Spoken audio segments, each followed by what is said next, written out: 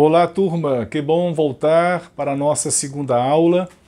Na primeira aula, uma aula extensa, de 1 hora, mas como falar em história se não gastar muito tempo, né? Nós vimos como Deus acompanhou a sua própria história no povo ao longo dos séculos, dos milênios, e muita coisa do que nós vemos no Novo Testamento nós só iremos entender a partir da história, como, por exemplo, eu já citei na última aula, você sai do Antigo Testamento, não havia fariseu.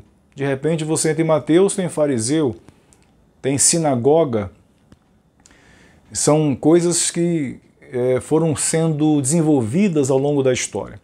Hoje nós veremos uma introdução ao cânon do NT, cânon do Novo Testamento. Então, como já disse, é uma introdução, porque o assunto de fato é extenso, né? Mas o que é de principal aqui a gente está tratando. Então, nossa aula 2, introdução ao cânon do Novo Testamento. Eu quero começar com esse texto bíblico que está em Gálatas, capítulo 6, versículo 16, que diz assim: E a todos os que andarem em conformidade com esta regra, paz e misericórdia sejam sobre eles e sobre o Israel de Deus. Palavras do apóstolo Paulo, encerrando a sua carta aos Gálatas, e que nos diz o quê? Nos diz que todos os cristãos gálatas e todos nós que andarmos, ou todos que andarem em conformidade com esta regra. É claro que Paulo está falando da regra da vida cristã, né? Da nova revelação de Deus em Cristo, não mais das regras do Antigo Testamento, que tinha que circuncidar, que tinha que cumprir os sábados, a lei. Então essa regra que ele está colocando aqui é a regra do cristianismo, da nova aliança, do Novo Testamento. Não mais é preciso a pessoa se circuncidar para chegar a Deus, nem obedecer à lei cerimonial, porque em Cristo nós vencemos a lei cerimonial e permaneceu a lei moral, né? Então, todo o Antigo Testamento, até o templo, os detalhes do templo, o sacrifício apontava para Jesus, né? Paulo diz nessa carta que a lei nos serviu de aio, isto é, para nos conduzir a Cristo. Então esta é a regra, mas eu trago esse texto também por um segundo motivo. A palavra regra e a palavra cânon. A palavra cânon é a palavra regra no original grego. Então, os tradutores traduziram cânon pela palavra regra, padrão, né? Regra no sentido de padrão. Então, o que é cânon? Cânon, originalmente, era uma medida, era uma vara, tipo uma vara de medir, né? Eu estabeleço 1 metro e a partir daquele metro, daquela vara que tem tamanho de 1 metro, eu meço qualquer tamanho. Então, no tempo antigo, cano era usado nesse sentido, de vara de medir, de metro, né? De um tamanho. Com o passar do tempo, cânon se tornou um padrão de comportamento, um padrão de vida cristã, né? É o sentido que Paulo usa aqui. Cânon no sentido do termo grego canon, né? Do sentido de padrão, de regra, isto é, o cristão ele vive por um padrão, o padrão estabelecido pela palavra de Deus, né? Ele não pode fazer certas coisas, porque foge a este padrão, foge a esse cânon, né?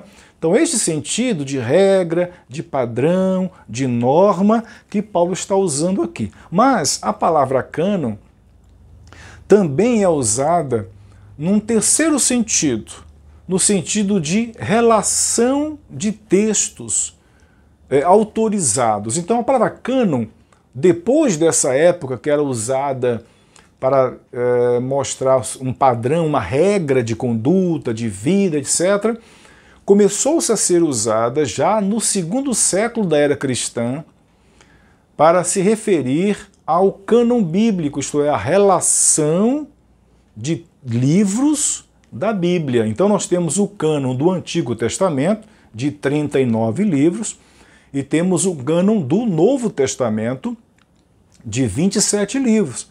Então nós temos um cânon bíblico de 66 livros. Isto é o cânon. A relação. Não pode entrar mais nenhum, porque a relação está fechada. Então, quando nós usamos a palavra o termo cânon, cânon do Novo Testamento, cânon do Antigo Testamento, nós estamos nos referindo a este terceiro sentido que se refere aos textos autorizados, aos textos inspirados, aos 66, no nosso caso, aos 27. Não é nem 26 e nem 28. Qual é o cânon do Novo Testamento? É a relação de 27 livros, a começar em Mateus e terminar no livro de Apocalipse. Então, para você entender, né, cânon, o que é cânon? Primeiramente, era usado para medir, eu ia medir um terreno, eu usava o cânon, a vara. Depois, a palavra, como toda língua evoluiu para padrão. Já que era medir alguma coisa, o cânon se tornou um padrão. Então, um padrão de vida cristã, padrão de vida ética, um modelo, uma regra que se deve viver por ela, é o cânon.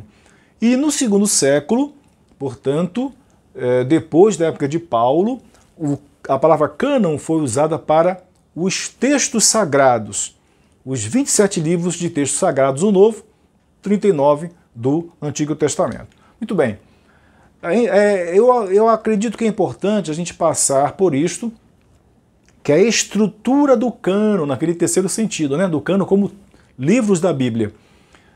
Eu tenho aqui o cânon do Antigo e o cânon do Novo Testamento. No cânon do Antigo Testamento eu tenho a lei, que são os 5 livros de Moisés, Gênesis, Êxodo, Levítico, Deuteronômio. Gênesis, Êxodo, Levítico, Gênesis, Êxodo, Levítico, Números e Deuteronômio. São 5 livros. Depois vem a história, são os textos históricos, Josué, Juízes, Ruth, etc, etc, até Crônicas. Você tem uma terceira parte do cânon do Antigo Testamento, que são poesias, que é a poesia, entre ela também a gente tem a literatura sapiencial, de sabedoria. Nós temos Salmos, que é poesia, Jó, que é poesia, você tem Provérbios, que é sapiencial, isto é, de sabedoria, Eclesiastes. Então, Salmos, Jó, Salmos, Provérbios, Eclesiastes, Cantares, são os livros poéticos e dentro deles os de sabedoria, como Provérbios, né? E a profecia, que são os profetas, o que nós chamamos de profetas maiores e profetas menores. Acaba aí o cânon do Antigo Testamento. Então, o que a lei, os 5 livros de Moisés trazem? É o fundamento da chegada de Cristo. Note que o cânon bíblico fala de uma única pessoa, Jesus Cristo. Esse é o tema da Bíblia. Jesus Cristo e a obra de salvação que ele traz. Eu já disse ainda há pouco, que tudo que está no Antigo Testamento aponta para Cristo. Paulo em Gálatas falou isso, né? Que a lei apontava para Cristo. Paulo fala em outro momento que o fim da lei é Cristo. O sacrifício do Antigo Testamento não apontava para Cristo? O sacrifício do animal inocente, do cordeiro, etc. aponta para Cristo, por isso que João Batista diz: eis o Cordeiro de Deus que tira o pecado do mundo. Então, muitas categorias do Antigo nós vemos no Novo, por isso que a Bíblia é um todo, né? Então a lei traz os fundamentos da chegada de Cristo. O que a história do Antigo Testamento nos traz? A preparação para a chegada de Cristo. O que a poesia traz? O anelo pela chegada de Cristo, né? A poesia dos Salmos mostra esse anelo da chegada de Cristo. E a profecia, a certeza, né? Os profetas profetizaram a chegada de Cristo. Isaías, por exemplo, né? Fala sobre isso. O texto de Malaquias, que fala de João Batista, que aponta para Cristo, né? Então esse é o cânon do Antigo Testamento, 39 livros.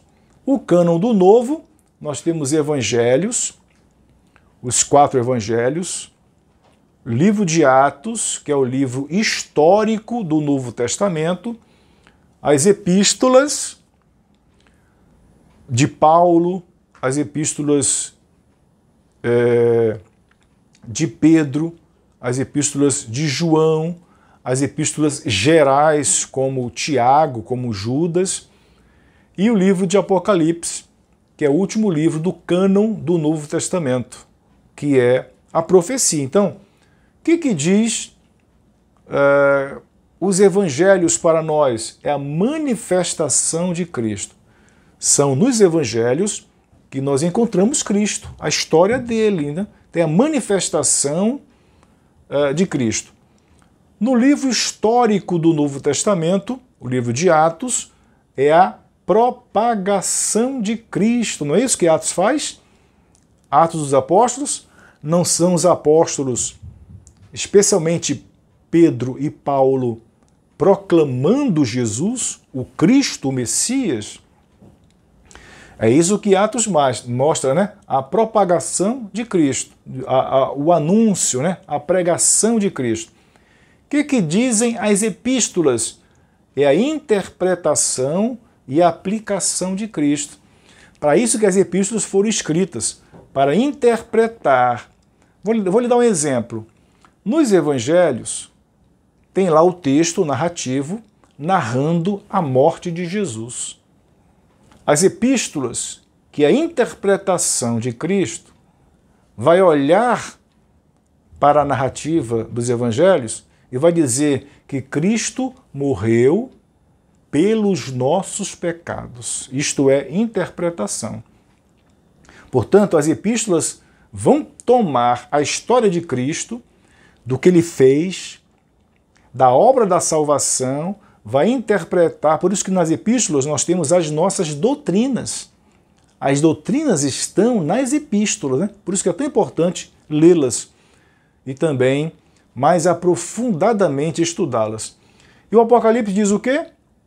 A consumação de Cristo. Isto é, aqui, enquanto que os evangelhos mostram o começo da obra de Cristo, Mateus, por exemplo, Lucas fala do nascimento, começa com Jesus nascendo, humano, humilde na terra, Apocalipse vai mostrar Jesus rei, soberano, chegando, né, comandando essa terra até o seu final.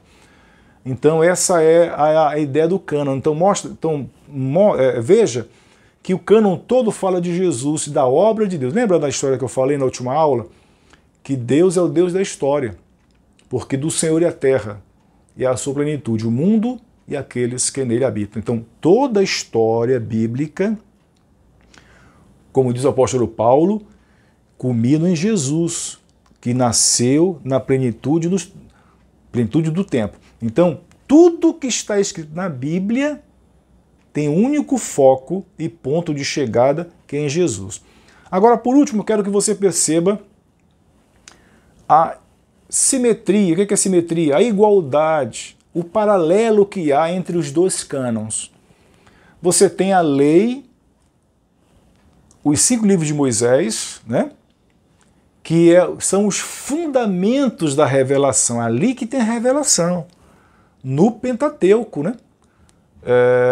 Nos livros de Moisés, de Gênesis, já começa com o livro 12, com o capítulo 12 em Abraão.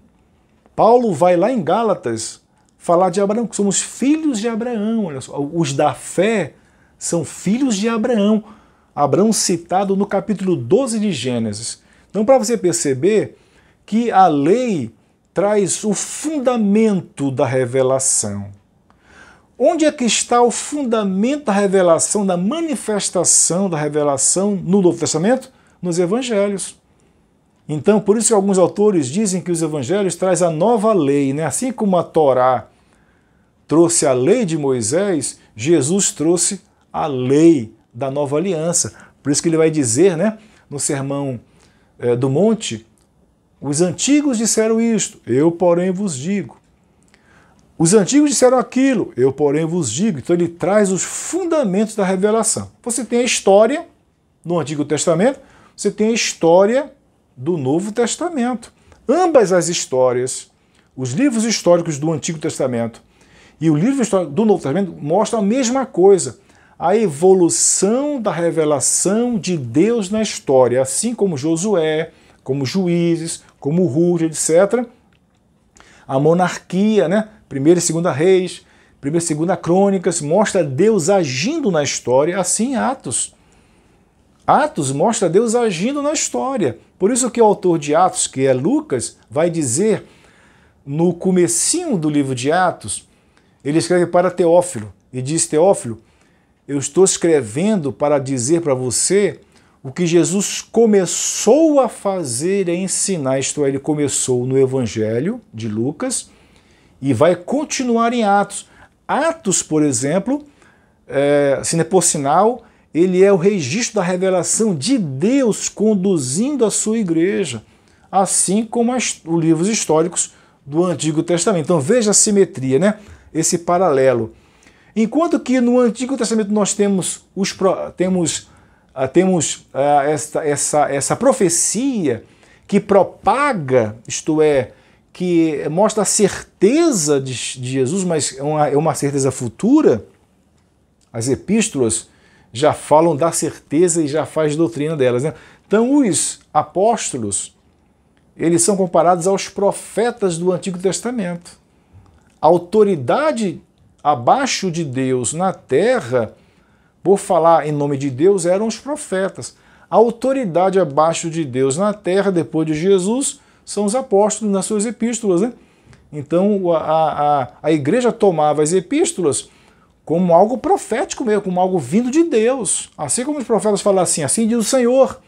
Eu falo em nome de Deus, os apóstolos, autores das epístolas, também falavam em nome de Deus. E finalizando, nós temos o Apocalipse. Então veja essa simetria para mostrar que Deus está no Antigo e reproduziu a mesma sequência, a mesma categoria no Novo Testamento, para a gente perceber como Deus conduz a sua história e também a construção do cânon, né? do texto bíblico. Bom, como foi esses primeiros momentos de comunicação da revelação?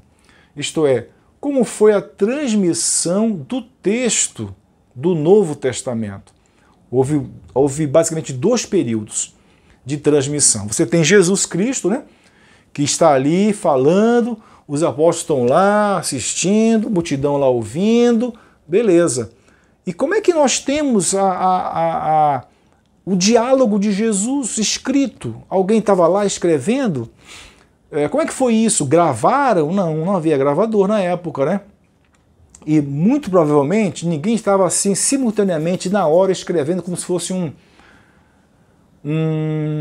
escriba na hora, falando o Sermão do Monte e escrevendo. Não foi isso, porque na época era caro.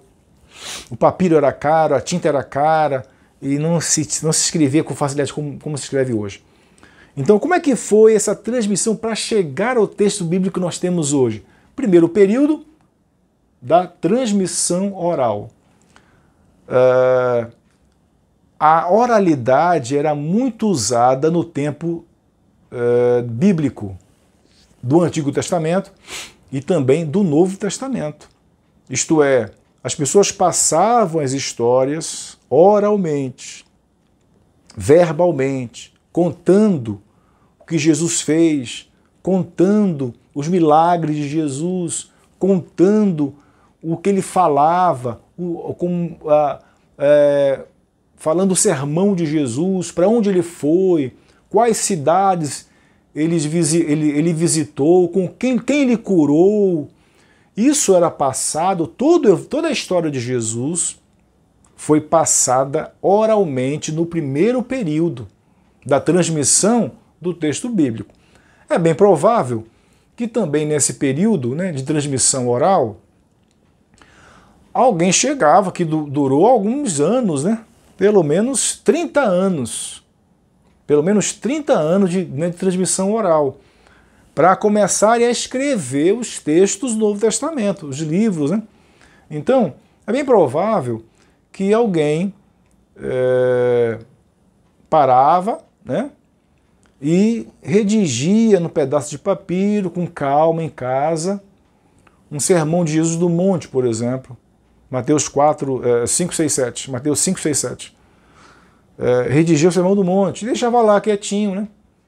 E passando, outro redigia um milagre de Jesus, redigia a cura da filha de Jairo, outro escrevia o encontro de Jesus com a mulher samaritana, e assim vai. Eles transmitiam oralmente as histórias, como Jesus fez, por onde ele passou, o que ele falou. Eram os primeiros pregadores, né? Não havia texto escrito ainda, passava oralmente. Alguns fragmentos, como eu disse, de um milagre, de uma palavra, de um sermão, de uma viagem de Jesus, né? Alguém redigia no pedaço e aquilo foi se acumulando. Então, mesmo que pequenos fragmentos, pequenos textos escritos, ainda é dentro do chamado período da transmissão oral. Nós conhecemos bem essa transmissão oral, né? Muitos mitos amazônicos foram escritos, registrados muito tempo, muitos séculos depois, muitos anos depois de ter chegado a nós oralmente, né? Por exemplo, a gente tem aqui na Amazônia o mito do boto, que é a moça num local do interior do Amazonas, por exemplo, numa cidade qualquer, município, numa vila qualquer, ela aparece grávida. E para amenizar, justificar a gravidez, criou-se o mito que o boto sai do rio, se torna um jovem, vestido de branco, e que vai para aquela festa ali, daquela comunidade, engravidou a moça, e ele volta para o rio. Isto é o mito do boto, né? Para justificar a gravidez indesejada, fora do casamento, enfim. Assim como esse, há muitos outros mitos que depois, como eu disse, de muitos anos, estão hoje registrados. Mas registrados exatamente como tem passado de pai para filho. Nessa época, o judeu era muito dado à transmissão oral das histórias bíblicas. Como é que Moisés, por exemplo? Moisés foi o primeiro autor sagrado. Ele que escreveu Gênesis, Êxodo, Levítico, Número e Deuteronômio. Antes de Moisés, ninguém escreveu, porque Moisés viveu mais ou menos em 1500 antes de Cristo, né? A escrita foi criada 3.000 anos antes de Cristo. Isto é, 1.500 anos antes de Moisés, ainda com aqueles tabletes de barro, né? Com aquelas cunhas chamada cuneiforme. Mas a escrita alfabética já estava sendo desenvolvida na época de Moisés. Então Moisés escreveu em 1500, por ali, 1400, né, antes de Cristo. Antes dele ninguém escreveu. Então, como Moisés, quando criança, lembra que Moisés estava no Egito e que Faraó havia determinado a morte dos meninos, né, dos infantes, etc. E que a mãe de Moisés, para preservá-lo, omitiu, mas ele chegou numa idade que chorava muito alto, chamava atenção. O que a mãe dele fez? Pegou Moisés, colocou naquele barquinho, naquele cesto, né? Colocou no rio Nilo, para ele ir embora, para morrer.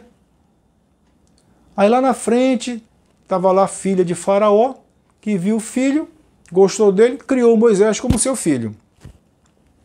Como seu filho. Que histórias são essas? E Moisés cresceu crente, né? Sabendo de Deus, de Javé, da história do povo judeu, do que Deus fez com Eva, com Adão. De onde vem essas histórias se ninguém escreveu ainda? Da transmissão oral, ela vem de muito tempo. Então a mãe de Moisés, que trouxe a Moisés os relatos que ele escreveu no seu livro, né? Adão lá no Éden, havia escrita? Não havia escrita ainda, mas como é que chegou? Através da transmissão. A história de Adão e Eva chegaram por gerações, por meio da transmissão oral. Então Moisés, quando criança, ouvia as histórias, pegou essas histórias por transmissão oral e registrou. Aí nós sabemos hoje a história de Adão e Eva. E assim as demais gerações depois dele. Então, isso acontecia inclusive no Novo Testamento. Quando Jesus esteve nessa terra, que começou a pregar, etc., como eu disse, o registro era muito caro. Não era papel barato como é hoje, né? Papiro era trabalhoso. A tinta vinha do Egito, o papiro vinha do Egito. Então não era qualquer um que tinha papiro. Não era qualquer um que podia escrever qualquer coisa. Então eles permaneceram, os judeus já acostumados com a transmissão oral, eles permaneceram transmitindo agora, não mais a história do povo judeu, mas a história de Jesus por cerca de 30 anos, entre a morte e os primeiros livros, né, a serem escritos, a morte de Jesus, né, mais ou menos 30 anos, transmitindo oralmente. Chegou um momento em que nós entramos no período da transmissão escrita. Por quê? Porque os apóstolos, como está aqui, olha, é uma figura ilustrativa, já estavam velhos, muitos já estavam morrendo, e eles eram o cânon vivo, eles eram o texto sagrado, isto é, eles andaram com Jesus, eles que sabiam, que ouviram os sermões de Jesus, as histórias, acompanharam Jesus durante 3 anos. Então os apóstolos começaram a morrer, ou estavam perto de morrer, e se eles morressem, ficariam as histórias, mas elas iam depois ser mudadas, né? Como um telefone, aquela brincadeira, telefone sem fio. Você fala para uma pessoa uma história, e a outra que não está ouvindo, depois essa passa para outra, aquela passa para outra, no final já tem outra história. Totalmente diferente. É uma brincadeira de criança que faz hoje, né? É chamada telefone sem fio. Era preciso registrar o que os apóstolos sabiam de maneira própria, né? Experimental, por ter estado com Cristo. Então começa o período da transmissão escrita, em que eles começam a redigir. Mateus, um apóstolo, redigiu o seu livro. Marcos não era apóstolo, mas ele estava ligado a Pedro. Então, Pedro, apóstolo, vivo ainda, Marcos escreveu o Evangelho, das lembranças, né, da mensagem de Pedro, do que Pedro lembrava. Lucas não era apóstolo, mas ele andou com Paulo.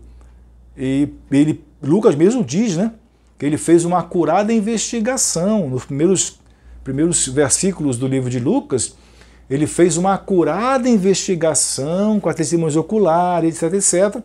Então Lucas fez uma pesquisa com gente que estava viva ainda. Bem provável que Lucas tenha conversado com Pedro, com Tiago, né, que são apóstolos que estavam vivos ainda na época de Lucas. Né? O primeiro a morrer foi Tiago, filho de Zebedeu, que está no capítulo 12 de Atos, né? Morreu logo, né? Enfim. Então, era necessário registrar a revelação de Jesus Cristo, as palavras dele, os ensinos dele, por onde ele fez, como ele viveu, como ele andou, para que nós tivéssemos hoje os evangelhos.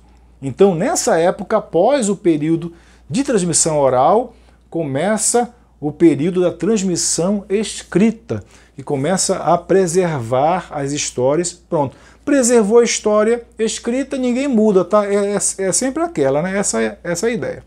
Bom, depois disso, preciso dizer qual a Bíblia que Jesus lia, né? Qual a Bíblia que os apóstolos liam?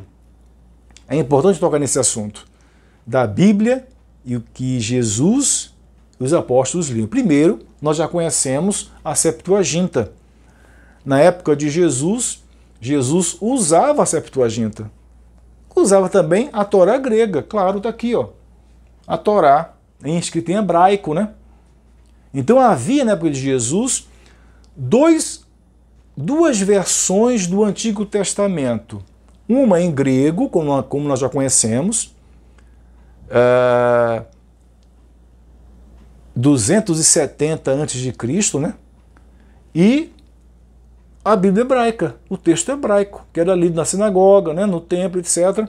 Então, o que pode-se dizer a mais que isso? Note que nessa época não havia Novo Testamento ainda, ele só havia o Antigo Testamento. Quando Paulo fala, escute bem, quando Paulo fala em 2 Timóteo 3,16, que toda a escritura é divinamente inspirada por Deus e útil, essa escritura não é Novo Testamento, não é a Bíblia completa como nós temos hoje, é o Antigo Testamento. A Bíblia que eles liam, que eles tinham em mãos, era o Antigo Testamento, seja na versão grega, seja na versão hebraica. É o mesmo texto, mas em línguas diferentes. O hebraico, porque era dos judeus, né? E eles liam na sinagoga o texto hebraico e também no templo. A Septuaginta era para os judeus espalhados pelo mundo, que eram judeus, sim, mas não tinham acesso. O judeu que morava na Turquia, ele não falava mais hebraico, então ele tinha que recorrer à Septuaginta, que era o texto que ele entendia, para ter acesso ao texto do Antigo Testamento. E assim, judeus que moravam na Grécia, no mundo todo, no Egito. Como é que poderia um judeu no Egito? Ele perdeu a língua dele, né? A língua materna, que era o hebraico. Então ele lia o texto grego, o mesmo texto, só que na língua grega. Então, qual a Bíblia que Jesus e os apóstolos liam? O Antigo Testamento em hebraico e grego. Os apóstolos, os cristãos, preferiam ler e citar a Septuaginta.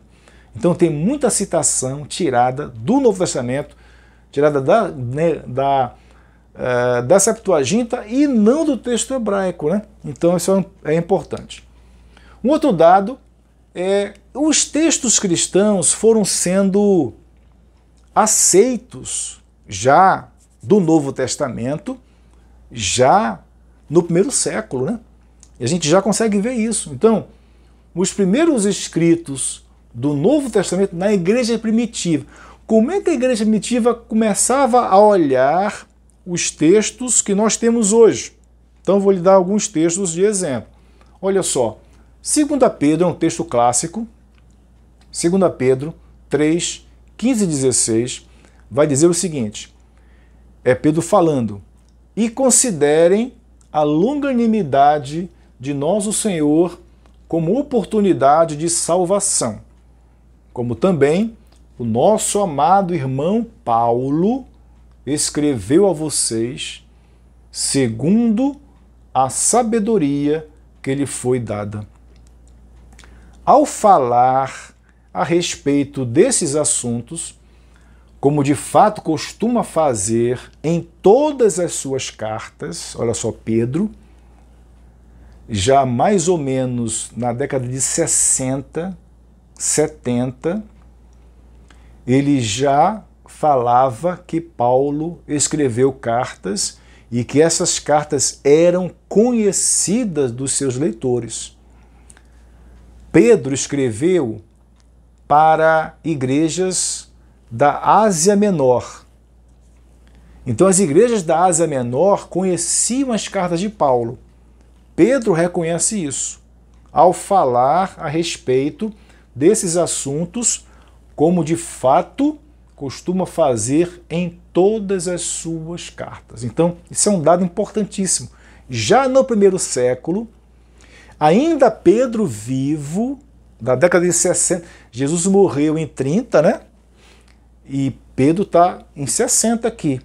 Portanto, ainda no primeiro século, as igrejas, Pedro reconhece que Paulo já estava escrevendo cartas para as igrejas e que as igrejas já conheciam essas cartas. Agora, um dado mais importante ainda é esse aqui.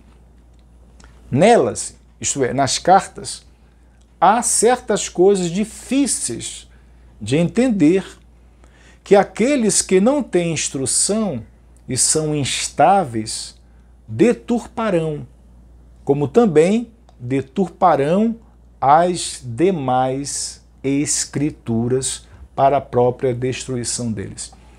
Pessoas que pegavam as cartas de Paulo, que Pedro reconhece que eram difíceis de compreender certas coisas, como nós até hoje temos dificuldade, e que eles deturpam o que Paulo escreveu, como deturpam as demais escrituras escritas com letra maiúscula, isto é, o Antigo Testamento. Então o que Pedro está dizendo aqui? Que as cartas de Paulo, já no primeiro século, eram consideradas iguais em autoridade às escrituras do Antigo Testamento. Que coisa impressionante isso. Impressionante. Pedro reconhece isso. Que alguns deturpam as cartas de Paulo, como as demais, isto é, a carta de Paulo já é escritura. E ela era deturpada, assim como deturpada também era as escrituras, isto é, o Antigo Testamento, né?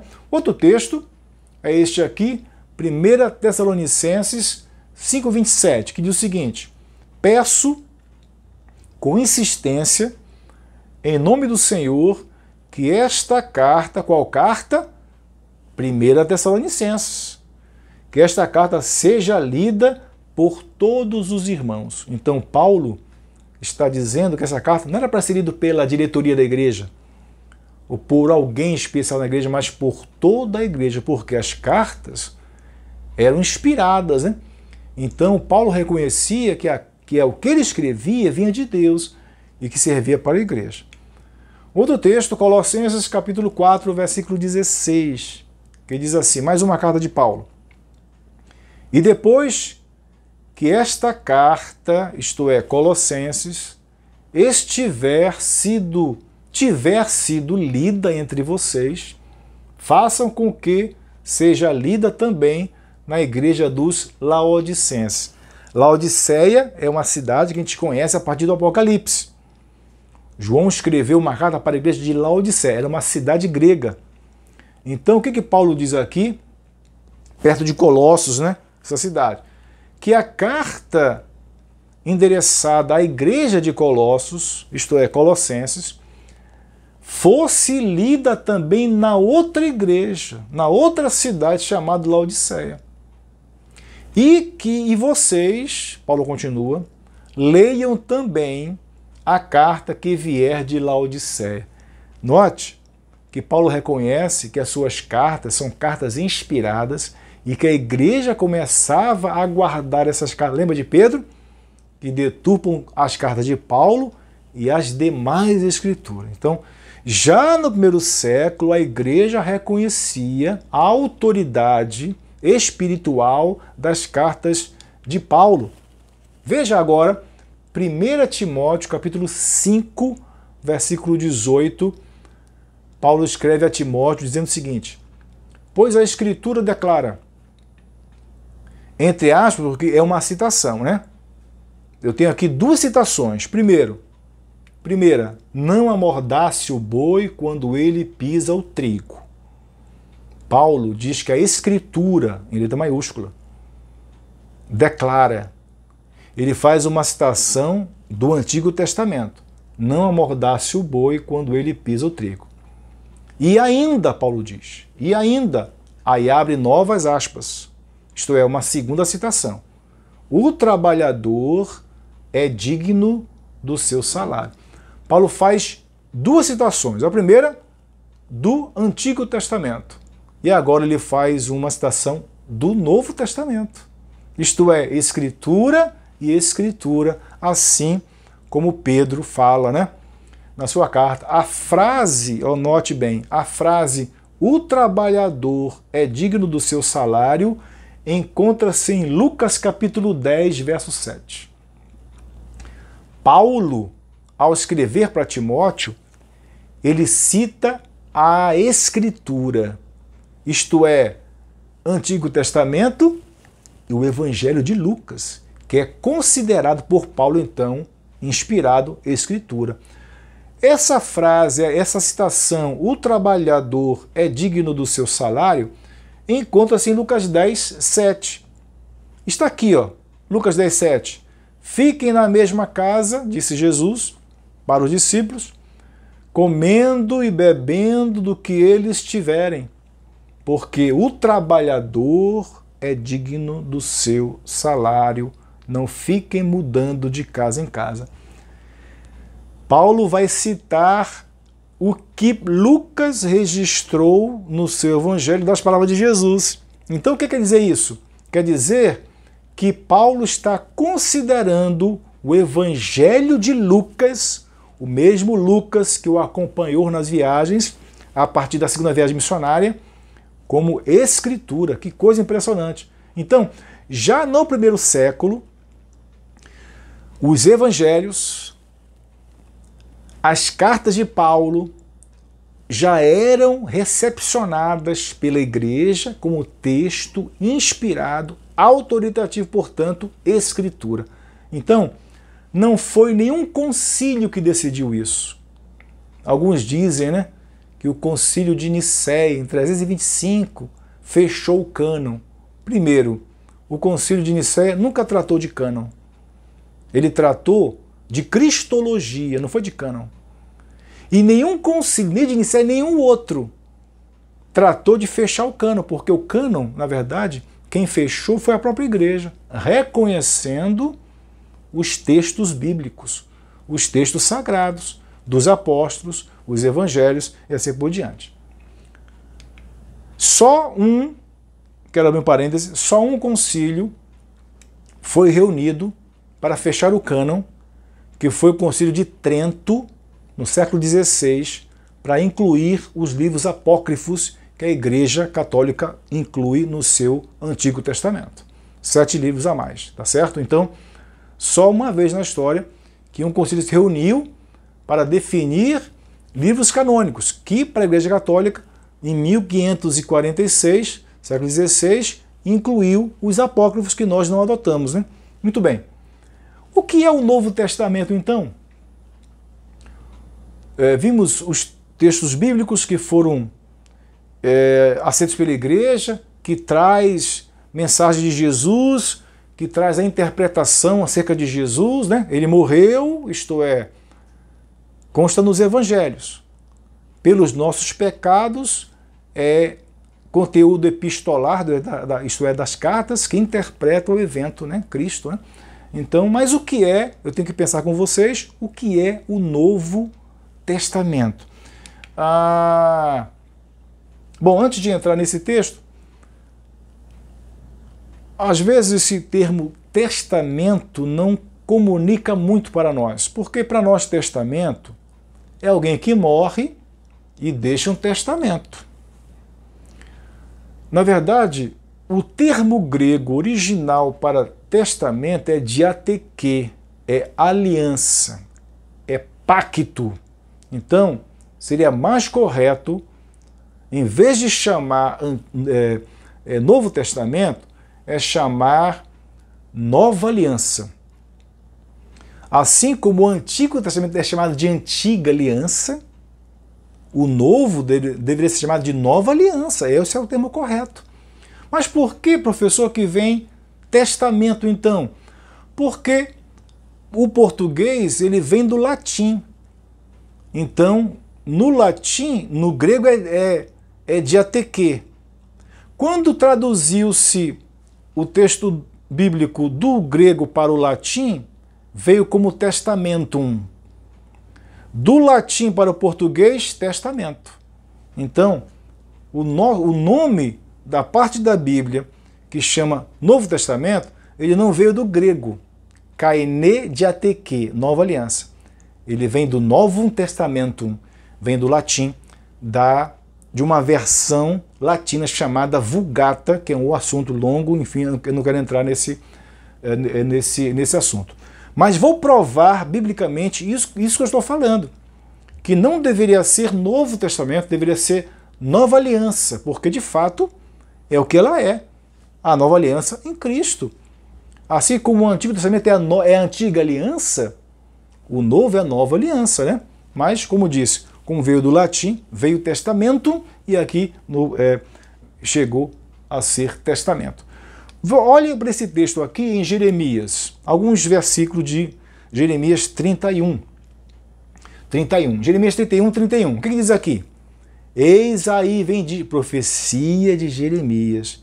Jeremias viveu na época do exílio babilônico. Pouquinho antes, ele profetizou antes do exílio babilônico, né? E durante o exílio. Então, lá por volta de 500, 605, 586, viveu Jeremias. Portanto, 6 séculos antes de Cristo. 600 anos antes de Cristo, Jeremias escreveu essas palavras. Eis aí vem dias, diz o Senhor, em que firmarei nova aliança com a casa de Israel e com a casa de Judá. 32. Não segundo a aliança que fiz com seus pais no dia em que os tomei pela mão para os tirar da terra do Egito, pois eles quebraram a minha aliança, apesar de eu ter sido seu esposo, diz o Senhor. O que ele fala até aqui? Que Deus vai firmar nova aliança no lugar da antiga aliança. Não mais segundo a aliança que eu fiz com seus pais, isto é, na época do Antigo Testamento, né? Na época do Egito. Quando ele fala aqui, no dia em que eu os tomei pela mão para tirar do Egito. Foi lá, quando o povo saiu do Egito, no Monte Sinai, que Deus deu a antiga aliança. Lembra disso? Lá, lá com Moisés. Então ele fala aqui que ele vai firmar nova aliança. Hebreus vai dizer que a nova aliança substitui a antiga. Isso é teologia bíblica. Então, vamos seguir. Versículo 33, ainda do capítulo 31. Porque esta é a aliança que farei com a casa de Israel. Depois daqueles dias, diz o Senhor, na mente lhes imprimirei as minhas leis, também no seu coração as inscreverei. Eu serei o Deus deles, eles serão meu povo.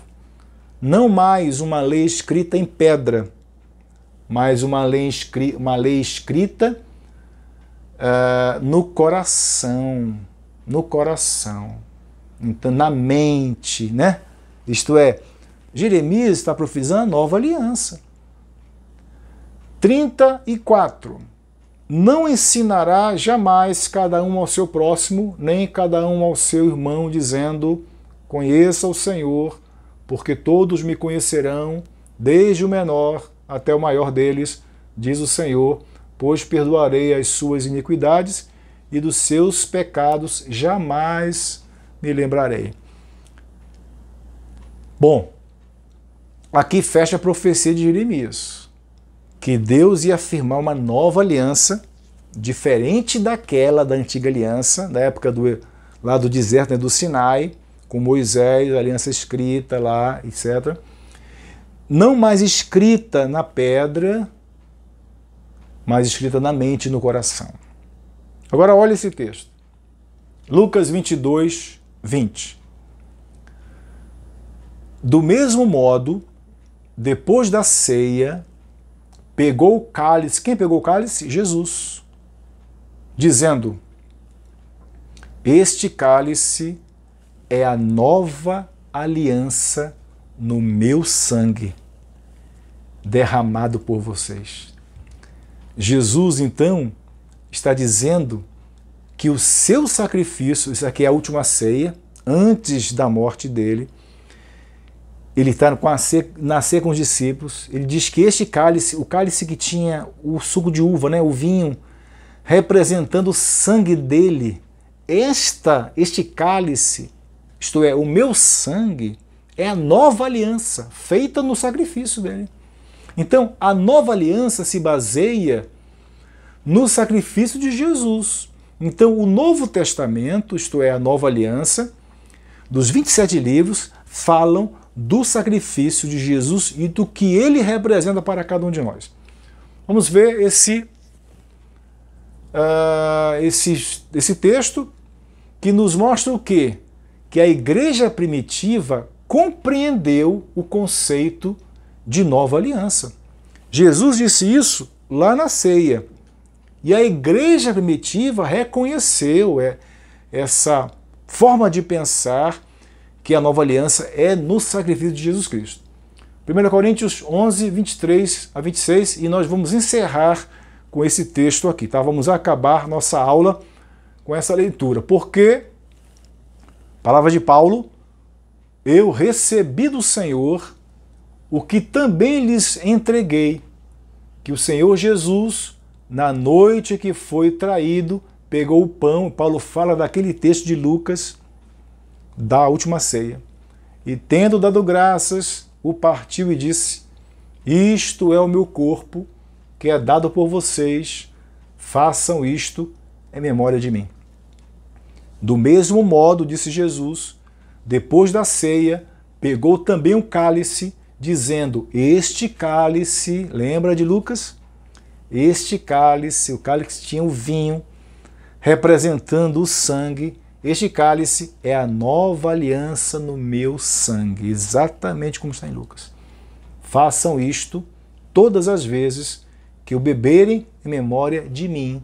E Paulo termina: porque todas as vezes que comerem este pão e beberem o cálice, vocês já anunciam a morte do Senhor até que ele venha. Percebeu então o que é o Novo Testamento?